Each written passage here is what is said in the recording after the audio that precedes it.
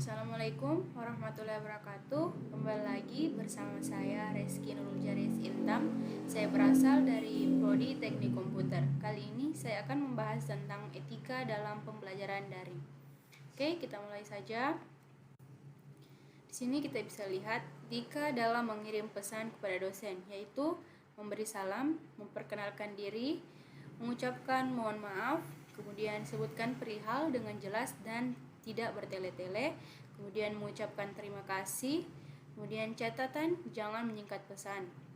Seperti contoh, kata tidak disingkat menjadi TDK. Oke. Kemudian etika dalam mengikuti kelas sinkronus atau menggunakan aplikasi beserta kesesuaian dengan nilai Pancasila. Yang pertama, hadir tepat waktu. Hal ini menurut saya sangat penting dalam perkuliahan dan hal ini harus kita terapkan karena ini merupakan etika yang sangat penting bagi mahasiswa di mana mencerminkan kepribadian kita yang disiplin waktu. Yang kedua, mengaktifkan kamera agar dosen yang mengajar merasa diperhatikan dan juga merasa nyaman untuk menjelaskan. Menurut saya, etika tersebut sesuai dengan nilai aliran etika deontologis, di mana pandangan etika yang mementingkan kewajiban, seperti halnya pemikiran Immanuel Kant yang terkenal dengan sikap imperatif kategoris, perbuatan baik dilakukan tanpa pamrih. Yang ketiga, menggunakan pakaian yang rapi sesuai dengan ketentuan perkuliahan. Oke.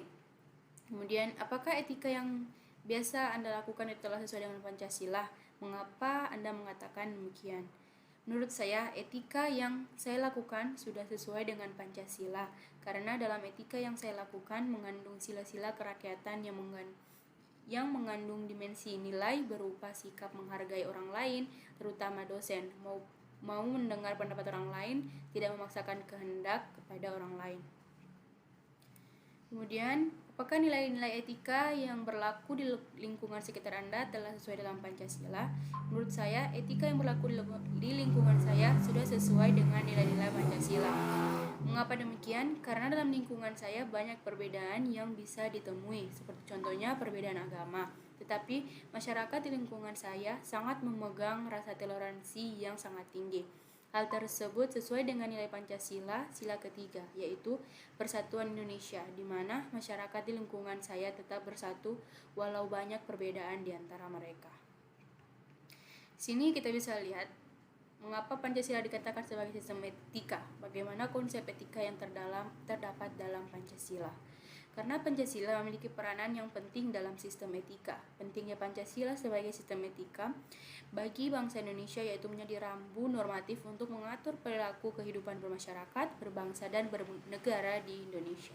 Terus, dengan demikian, pelanggaran dalam kehidupan bernegara seperti kasus pemerkosaan atau kesusilaan dapat diminimalkan. Pancasila sebagai sistem etika selain merupakan way of life, bangsa Indonesia juga merupakan struktur pemikiran yang disusun untuk memberikan tuntunan atau panduan kepada setiap warga negara Indonesia dalam bersikap dan bertingkah laku. Kemudian di sini kita bisa lihat landasan etika Pancasila. Sila yang pertama, secara hierarkis nilai ini bisa dikatakan sebagai nilai tertinggi karena menyangkut nilai yang bersifat mutlak. Seluruh nilai kebaikan diturunkan dari nilai ini. Suatu perbuatan baik dikatakan baik apabila tidak bertentangan dengan nilai, kaidah, dan hukum Tuhan. Kemudian sila kedua, suatu perbuatan dikatakan baik apabila sesuai dengan nilai-nilai kemanusiaan. Prinsip pokok dalam nilai kemanusiaan Pancasila adalah keadilan dan keadaban, keadilan masyarakat, keseimbangan antara lahir, batin, dan jasmani dan rohani. Yang kemudian sila ketiga, perbuatan dikatakan baik apabila dapat memperkuat persatuan dan kesatuan. Sila keempat, dalam kaitan dengan kerakyatan terkandung nilai lain yang sangat penting, yaitu nilai hikmat, kebijaksanaan dalam permusyawaratan keadilan, berorientasi pada tindakan yang mengandung nilai kebaikan tertinggi. Yang terakhir, sila kelima. Nilai keadilan pada sila kelima lebih diarahkan pada konteks sosial. Suatu perbuatan dikatakan baik apabila sesuai dengan prinsip keadilan menurut Kohlberg, keadilan bagi setiap pribadi masyarakat.